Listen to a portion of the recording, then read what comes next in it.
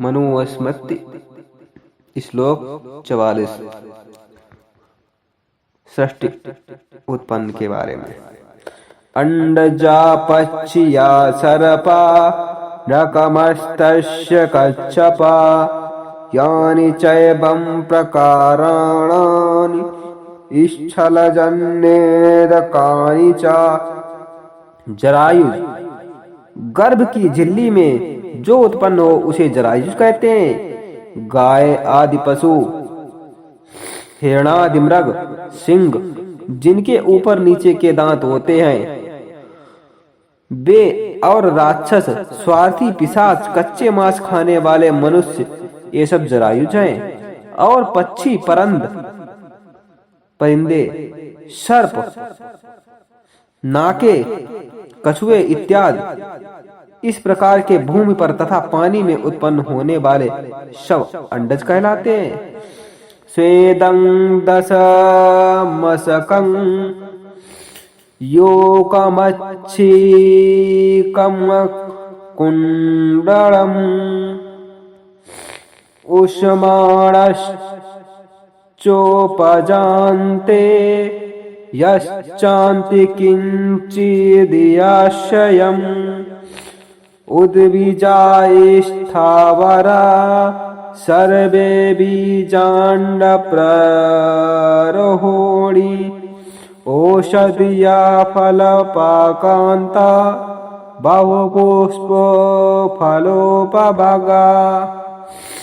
मच्छर और काटने वाले क्षुद्र जीव, जुआ, मच्छिका, खटमल इत्यादि, और जो गर्मी से उत्पन्न होते हैं, जो इन्हीं के सादृश्य चींटियां इत्यादि स्वेदज अर्थात पसीने से उत्पन्न होने वाले हैं, जो भूमि को फाड़कर ऊपर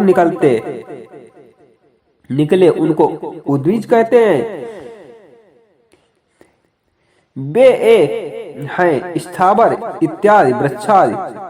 इनमें दो प्रकार के हैं, बीज से उत्पन्न होने वाले, दूसरे शाखा से उत्पन्न होने वाले।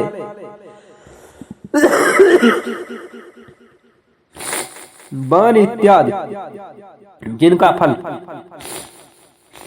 पाक में अंत हो जाता है, अर्थात फल पकने के बाद अंत हो जाता है। और पुष्प फल जिनमें अधिक होते हैं उनको औषधि अर्थात उद्भिज कहते हैं। और जिनमें पुष्प नहीं किंतु फल ही होता है उनको वनस्पति कहते हैं।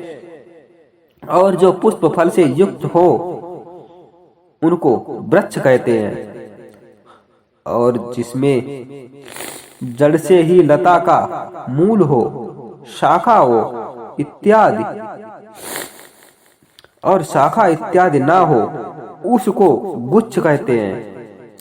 जैसे मल्लिका, गुल्म जैसे इच्छ, प्रभूत, तृण जाति, नाना प्रकार के बीज शाखा से उत्पन्न होने वाले, और प्रतान जिनमें सूत सा निकले, जैसे कद्दू, खीरा इत्यादि, और बल्ली जैसे गुड़ूची उद्भिज हैं। ये वृक्ष अधिक तमोगुणा, दुख देने वाले अधर्म कर्मों से व्याप्त हैं। इनके भीतर छुपा ज्ञान रहता है, सुख दुख से युक्त रहते हैं। इस नाशवान प्राणियों को भयंकर और सदा चल संसार में ब्रह्मा से स्थावर पर्यंत एक गतियां कही गई हैं।